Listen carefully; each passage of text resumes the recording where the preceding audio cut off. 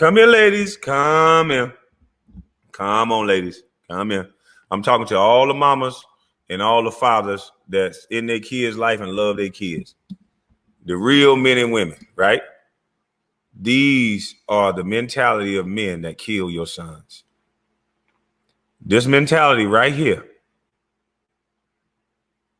If you overcome and beat the hood and you take your kid and raise him as a black male in a middle-class life, the way they get your kid to identify with this hood crap is they make him feel less than because you made it out the hood. This is a demonic mindset that we have, that if a young black boy is their parents, what is the point of a black family persevering to try to reach the American dream when our culture says the only thing that makes you a real black person is if you've been to jail and if you kill Negroes and if you real by way of a prison system that make you a slave first. And you say that Kanye West was wrong, that we still not in slavery, when he was trying to say that your mind is still enslaved because you're still going through the 13th Amendment, calling yourself a man once you get through it.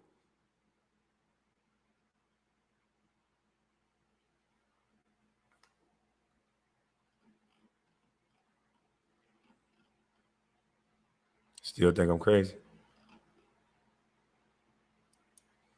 Got you niggas fighting about corners that you don't pay for, you don't own. It's in the worst neighborhoods. You piss in the elevators, you piss on the ground, you throw trash on the motherfucker, but you would die for it. You throw trash on the same corner that you would die for. Little kids can cut their goddamn own foot on the glass that you throw down from the bottles that you drinking and the dice that you throwing and the piss all in the alleys that little kids can't even walk by. But you will die for this block and you will blame the white man for your condition. Not all. See, our black community got a chokehold on goodness. This is a battle between good and evil. It got a chokehold on the good. A middle-class black boy don't stand a chance. He gonna get ate up by the gang. So what does he do? He either try to hide and stay away from black people and only hang around white people, and they call him a sellout, or either he go around black people and that little boy end up doing life in the chain gang because that little boy trying to prove something so bad that these niggas from the actual hood will get that boy to be a gangster nigga to the core to prove himself to motherfuckers that's looking up to him in real life, that wish they was the nigga in that household having Fruit Loops and Cheerios and all kind of shit, the real version of cereal and shit. This shit's sad what we do to ourselves while still pointing the finger at somebody else. How many of you look at middle class men that grow up in households as real men? The first thing you call them where I came from is he a bitch ass nigga. See, if any of you did your homework, see, we've been brainwashed so much by white folks to look at the athletes, look at the celebrities. That's why they gave you that word celebrity. So you don't look at them while they control your celebrities. You don't look at the people who paying the celebrities. You're looking at the celebrities. And now you got such a disdain for the celebrity that you don't even know, motherfucker, I came up in a worse situation than you. But because I persevered that situation, you try to separate the room and try to stand on my shoulders and make it seem like you for the people because you struggling. Well, goddamn it, if you still struggling at your age, it was something that you didn't do, sir. Because I can't help what the family I was born into. But the one goddamn thing that 70-year-old man told me, you can lay down and cry about it, or you can get your ass up every day and do the work, and you can control your outcome. And I believe what he said. And guess what? So if you believe something, you can achieve something. And I did it. So maybe you should teach that message to your children and stop teaching them this bullshit you're doing right now. All this boule and real and fake and this and that. It's decision making and mindset, you weak punk bitch.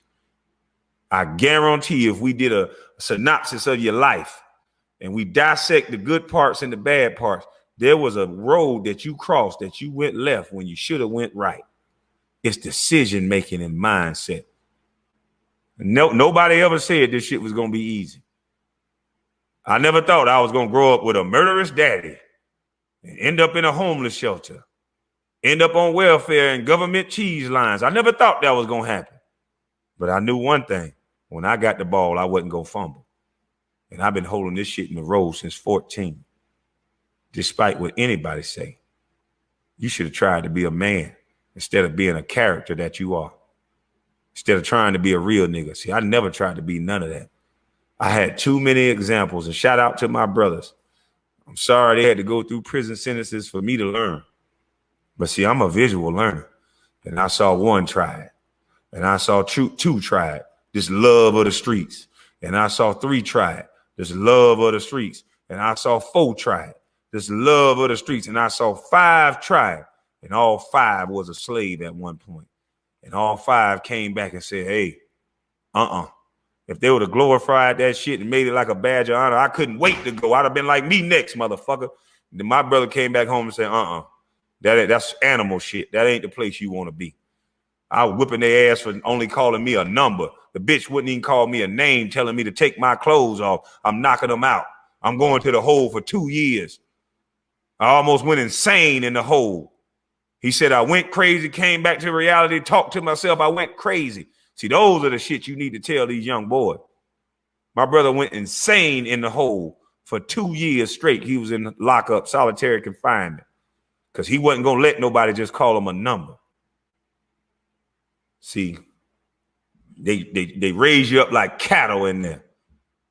And they give you little trinkets, let you out for a few days, let you out to go cut the grass. You think they doing you a favor. Yeah, man, I'm on the work detail. Shit, I can travel all through the prison, nigga. I run this shit, nigga. Yeah, nigga. I guess that rat that's on the rat wheel think he run that shit too. Message. Ouchie. Let me say that for you one more time. I guess that rat that's running that goddamn hamster wheel, that hamster that's running on that wheel, or that rat, I guess he think he run that situation too. Ouchie. And there's no disrespect to any street nigga, because you should never disrespect your ancestors by calling yourself that. You are a man. You ain't no street bitch. You a woman. Too many ancestors fought and died for you to call yourself a man or a woman. They thought we was half a human, remember? So the ancestors fought and died for us to call ourselves men and women, and we turn right back around and slap them in the face by calling ourselves real niggas. Real bitches.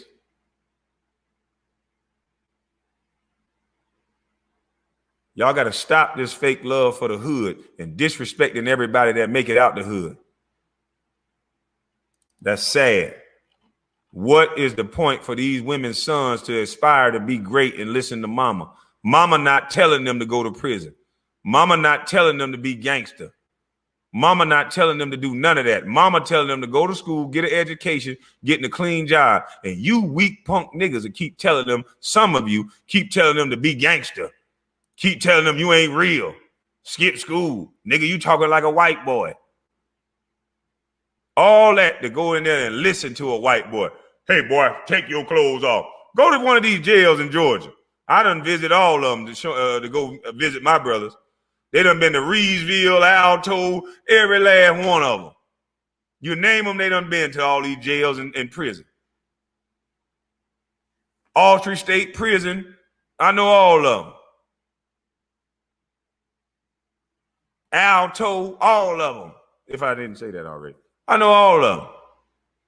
I used to make the guards, man, pull up there in my Rolls Royce until I found out my brother had to beat up 6, 7 niggas about that. So then I pulled back up in the Chevy.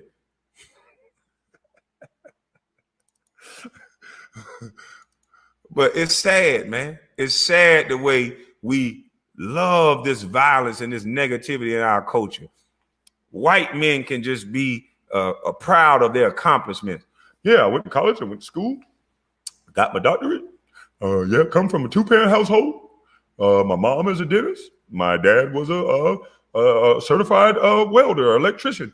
Or my dad is a doctor, a neurosurgeon, and my mom is a dentist. Yeah, come from a good family. If it's in the black community, my dad is he's a doctor, and my mom is a lawyer. Oh, bitch ass, weak ass, punk nigga. Shit, you ain't real. You don't know us, nigga. You don't identify with us, nigga. Oh, fake ass shit. Nigga, look at you with your little pretty. You a lawyer, nigga. You ain't real with us. Nigga, you ain't down with us. That's how we do our blacks. That's how we do our blacks. But is somebody else the fault for our sickness? And we can't even look at another black person and see what success look like and appreciate it?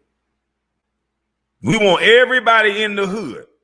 We don't even want what white people want. It's white people. It's more white people done help Negroes get out the hood than black people. Black people see you moving up, some of you, because I'm not like that. And it's a lot of us that's not like that.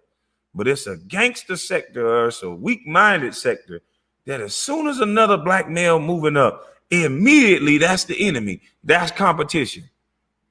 Who taught you boys that?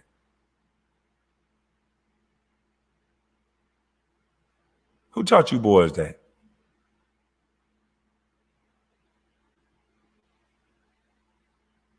I don't see a sector of white people on the YouTube arguing with each other like this, calling each other out. You fake.